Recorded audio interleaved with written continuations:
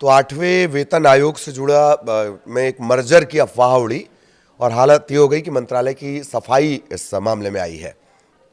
इसी पर चर्चा करेंगे। इसके अलावा कई और सवाल भी हैं, मसलन क्या मर्जर की क्यों कोशिश की जा रही है और मंत्रालय को सफाई क्यों देनी पड़ी। 8वें वेतन आयोग पर एक बड़ा बयान आ गया और कर्मचारियों की जो डिमांड है वो फिर ठुकरा दी गई है।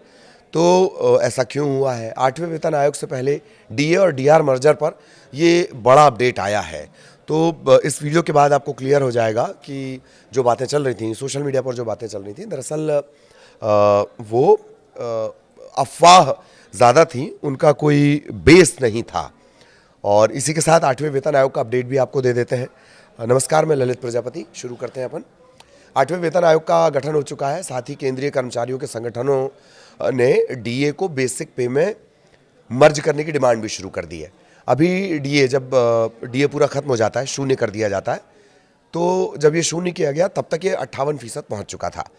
जनवरी 2024 में ये 50% के ऊपर, 50% के ऊपर पहुंच चुका था। पहले जानिए कि सरकार ने कहा क्या है इस पूरे मर्जर की डिमांड और मर्जर की अफवाह के बीच। वित्त मंत्रालय ने साफ किया कि सरकार के पास कर्मचारियों के डीए को मूल वेतन, बेसिक सैलरी में मर्ज करने की, मिलाने की कोई योजना नहीं है। लोकसभा में सांसद आनंद भदौरिया के एक प्रश्न के जवाब में वित्त राज्य मंत्री पंकज चौधरी ने कहा कि डीए को मूल वेतन में मिलाने का अभी कोई प्रस्ताव नहीं है, मतलब कोई ऐसी योजना ही नहीं है। चौधरी ने यह भी कहा कि सरकार के पास फिलहाल मौजूदा महंगाई भत्ते को मूल वेतन में मिलाने के संबंध में किसी तरह का कोई प्रस्ताव विचाराधीन नहीं है। सोशल मीडिया पर भी इस तरह की बातें वायरल हो रही थी कि डीए और डीआर को बेसिक पे में मर्ज करने का जल्द ऐलान हो सकता है। इसीलिए ये सफाई देने की नौबत आई है कि अभी ऐसा कोई विचार नहीं है, अभी कोई ऐसी योजना नहीं है।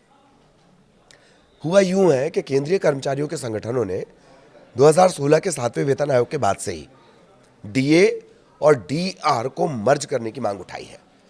तर्क ये कि महंगाई बढ़ने से डीए का बोझ बढ़ जाता है, तो इसे बेसिक पे में मिलाने से पेंशन और बाकी के भत्तों में फायदा मिलेगा।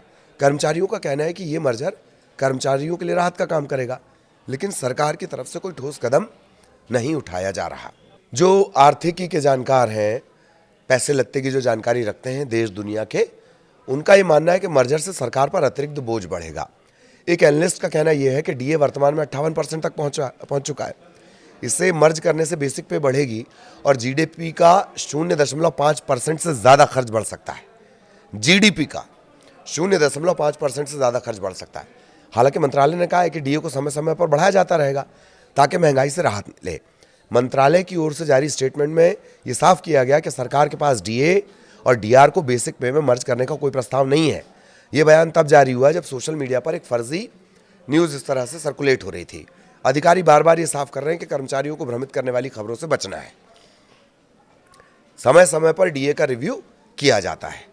ऐसा नहीं कि पहली बार अफवाह उड़ी है, पिछले साल भी ऐसी अफवाहें उड़ी थी। हर बार मंत्रालय इन्हें खारिज करता है। अधिकारियों के मुताबिक 7वें वेतन आयोग में फिटमेंट फैक्टर रखा गया 2.57, जो डीए मर्जर के बिना ही लागू हुआ। अब 8वें वेतन आयोग की कमेटी बनने की प्रक्रिया चल रही है, लेकिन मर्जर पर कहीं कोई चर्चा नहीं है। हालांकि जो यूनियन लीडर्स हैं उनका कहना यह है कि अगर मर्जर होता है तो पेंशनर्स को इससे बड़ा रिलीफ मिलता, दोनों को ही मिलता, कर्मचारियों को भी, पेंशनर्स को भी। सरकार को इस पर दोबारा से सोचना चाहिए। अब एक्सपर्ट्स क्या कह रहे हैं। एक्सपर्ट्स का कहना यह है कि बजट 2025-26 में आयोग के गठन का ऐलान हो सकता है। फिलहाल जो अगली डीए बढ़ोतरी है वो मार्च 2026 में के आसपास तय है। 8वां वेतन आयोग 1 जनवरी 2026 से लागू हो सकता है। इसमें 50 लाख से ज़्यादा केंद्रीय कर्मचारी और करीब 65 लाख पेंशनर्स हैं जिन्हें इसका फायदा होगा। कर्मचारी यूनियन का ये कहना है कि फिटमेंट फैक्टर 2.46 तक हो सकता है, जिससे औसत वेतन 30 से 40% बढ़ेगा। लेकिन डीए मर्जर ना होने से निराशा है। अब फटाफट 7वें वेतन आयोग को भी समझ लीजिए। 7वें वेतन आयोग में न्यूनतम मूल वेतन 18,000 रुपये, ये लेवल 1 का है। अधिकतम 2,50,000 रुपये, ये लेवल 18 का है। सभी भत्ते, डीए, हाउस रेंट अलाउंस, इनकी गणना मूल वेतन के आधार पर की जाती है। डीए को मूल वेतन में मिला दिया जाए तो नया मूल वेतन, नई बेसिक बनती है।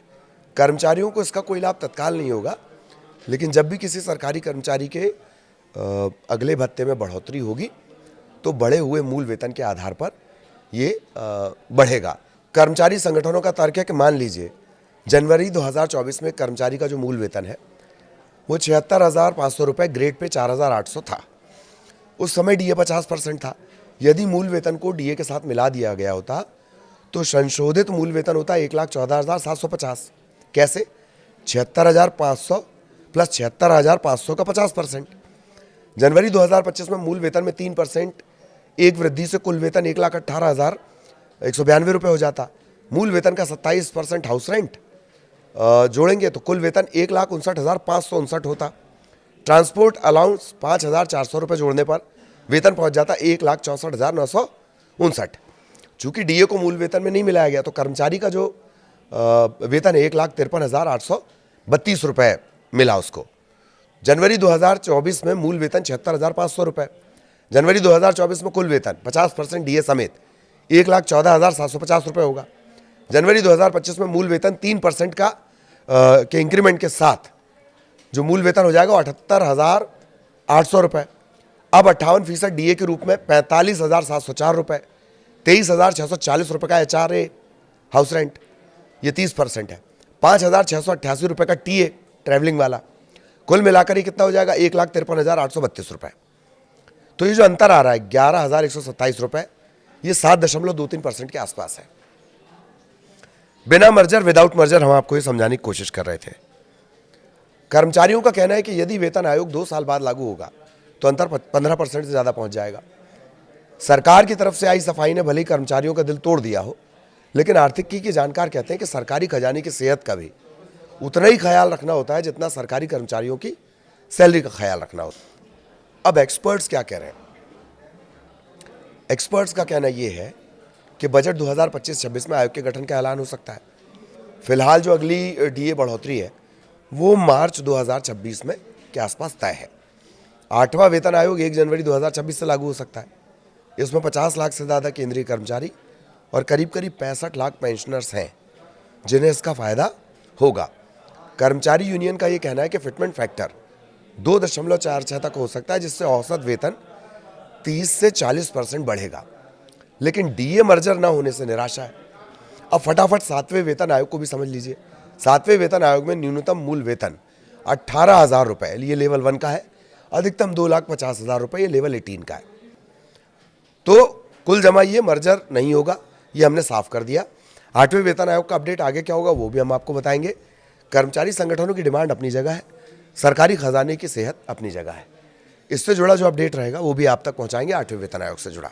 नमस्कार।